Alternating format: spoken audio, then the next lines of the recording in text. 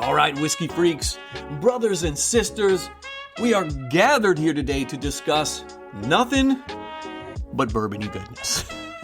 And today I've got something very special to sip on.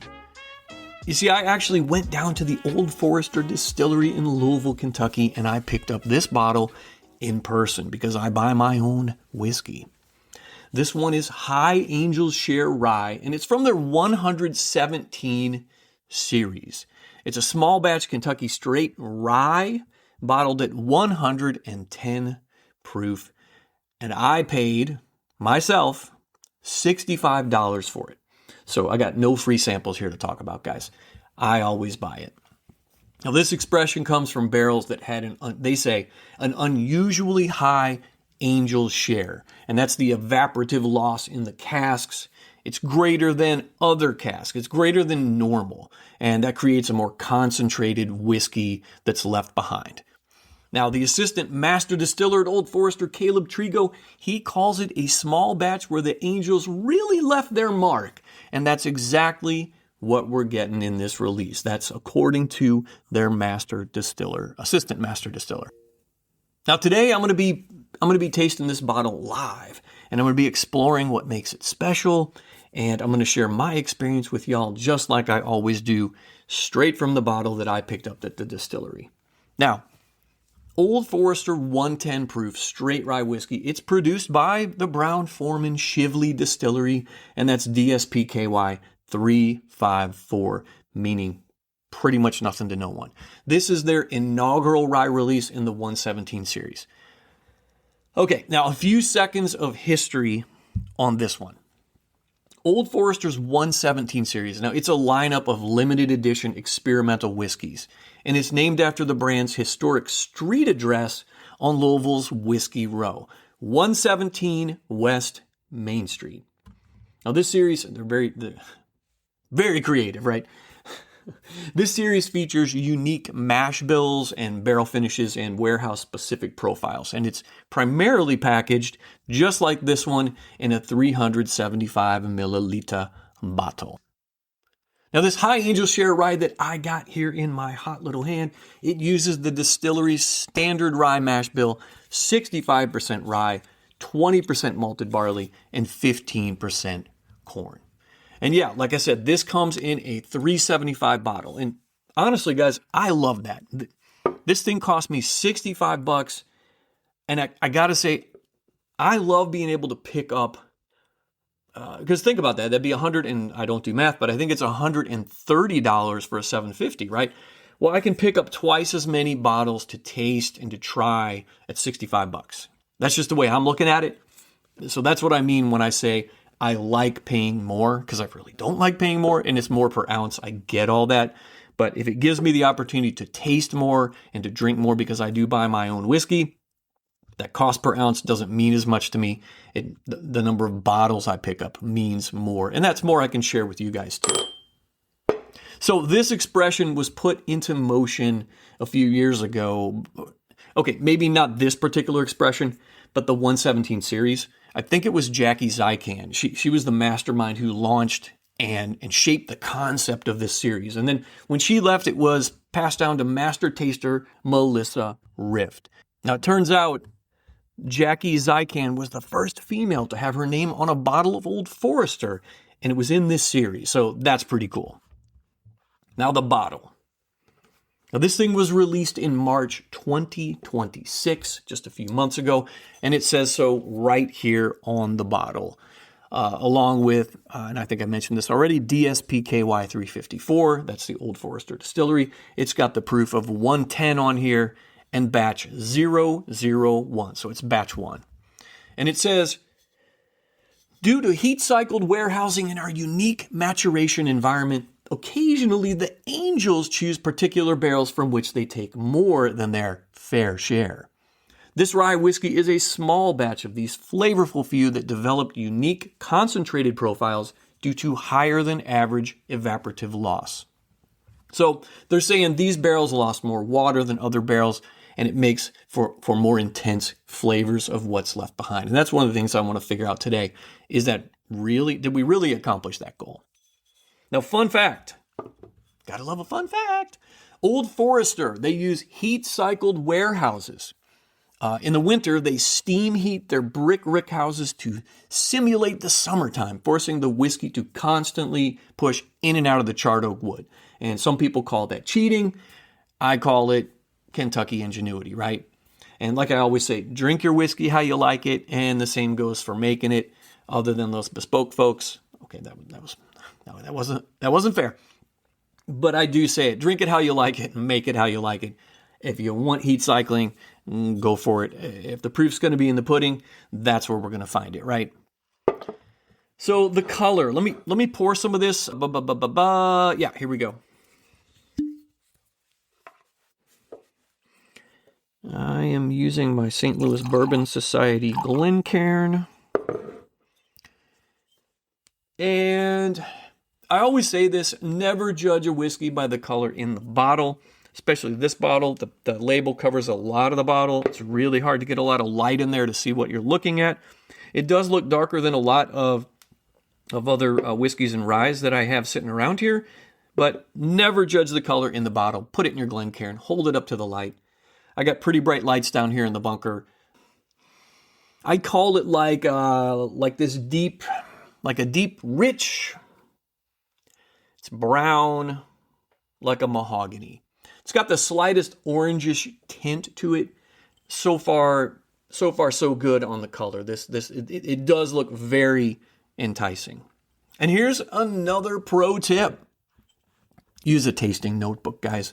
I know it sounds pretentious and almost like work, but if you write stuff down now, and this is true for me, I don't remember things. I got to write them down. When you come back to it months or even years later, or you get the next iteration of a whiskey, like if you're tasting Elijah Craig barrel proofs or Larceny barrel proofs, you can quickly compare notes, like literally compare. I think you'd be surprised by what you learn and how things from your palate can change over time, and what you think then and what you think now. Look, I'm not your mom, but trust me, get a notebook. So let me nose this thing. Wow, that's nice. Sweet. The first thing I'm thinking of is sweet. And I think it's very sweet for a rye, really. But it's got this deep, like molasses note. I don't think it's really caramel. I think it's more molasses. There is a difference. My great-grandma used to make molasses cookies. There is a difference between caramel and molasses. There may even be a tinge of coconut in here, that's kind of weird, but it's here. And there's a bit of oakiness in here on the nose too, but it's not an intense oak really.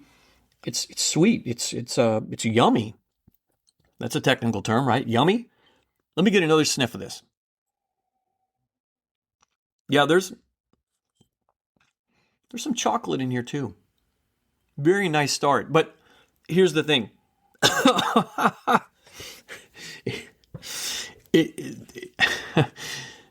There is a good bit of alcohol or ethanol on the nose. So I would say be very careful when you're nosing this one. It is 110 proof, but on the nose at least, this is coming across as a higher proof point to me. Let me get a sip here. Dang. Is that strawberry? It is. It's this beautiful strawberry note. It's got a light fruitiness to it. Now I am getting hit with a strong rye spice, no doubt. Barrel char. Nothing overpowering, but it is there. Let me get another sip. Wow, this is interesting. And of course, interesting, it can mean a bunch of things, but this is, I guess, interesting, like intriguing, like in a good way. And you guys know, if you listen to the podcast, and I've reviewed Old Forester things before, I really enjoy Old Forester bottled in bond, but I'm not a big fan of 1910 or 1920. I also like the Old Forester Statesman. They come across, the 1910, 1920, sometimes can come across to me as really overpowering. Let me get another little sip here. Okay, I am getting barraged, and I wanted to sip it. I want to get that extra sip here. I'm getting barraged, and that's the word I'm going to use here. It's this dark, strong, like burnt orange note. And y'all know how much I like an orange note in my whiskey. This is bold. This is almost like orange mixed with barrel char. That's the kind of strong, thick note that this is. It's bold. That's how I describe it. Let me get another sip. And I'm working it around. I'm doing that Kentucky chew. Okay, there's some lesser notes in here too. After working it around a little bit and having several sips, there's this kind of herbal zesty note, like a dry grass in here. And I don't mean like wet, damp grass. There's a difference. That's disgusting. This is like a hayfield was mowed and it dried out. And if you've ever walked through a hayfield, you know exactly what I'm talking about. And if you haven't walked through a hayfield, you should. It's very relaxing. Just watch out for the chiggers. Got to wear some bug spray. This orange note here, it's very strong. I would call this a thick pour, really. Lots of bold, rich character. Full-bodied would probably be a good way to describe it. Let me get one more sip. Okay. You guys are probably wondering at this point during the tasting, what's the verdict?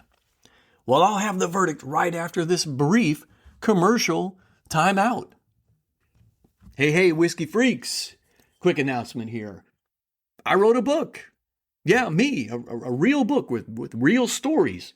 It's called Whiskey Wisdom and Bourbon BS. Barrel strength legends, lies, and untold tales. And it's packed with dozens of wild, weird whiskey tales from the strangest corners of bourbon history.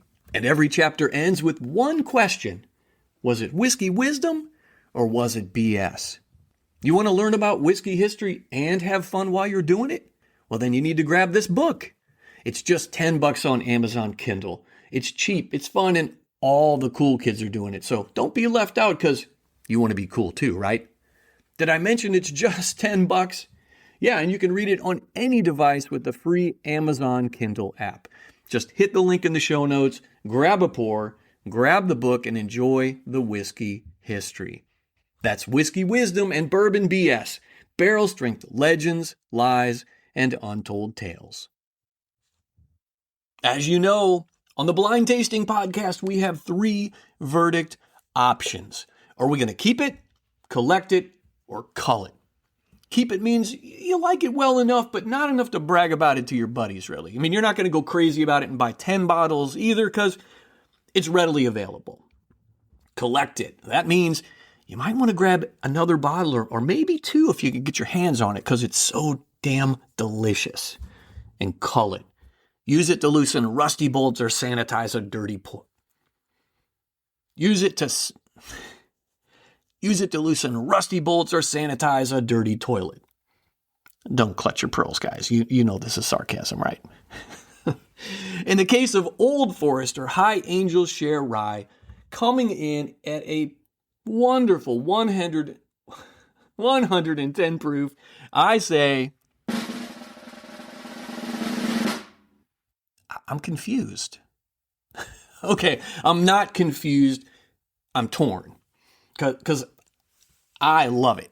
It's bold, and I think that's the word I used most when describing it.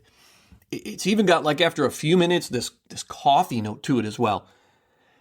I love coffee. So I want to say, for me, collect it.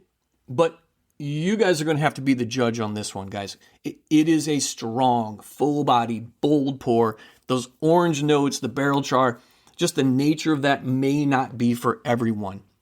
I say for me, collect it. And I really wish I had another bottle of it. I'm definitely going to enjoy this little 375 here Won't take long to finish this bad boy off.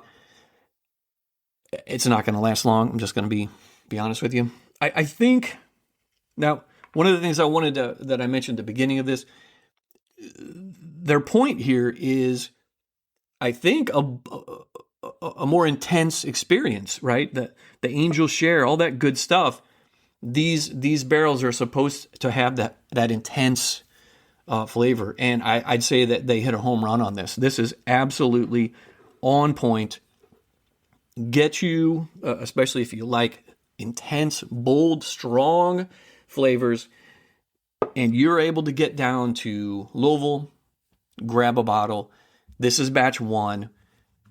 If you know somebody who's got one, I would even pay a little bit more than $65 for it. I wouldn't pay a ton more for it, honestly. There's so much stuff out there, guys. Don't get crazy, but I'm very happy for the $65 I paid for this one, and I'm going to enjoy this one while it lasts. That's all I got for today, guys, so I'll see you next time, and as always, thanks for listening to the Blind Tasting Podcast.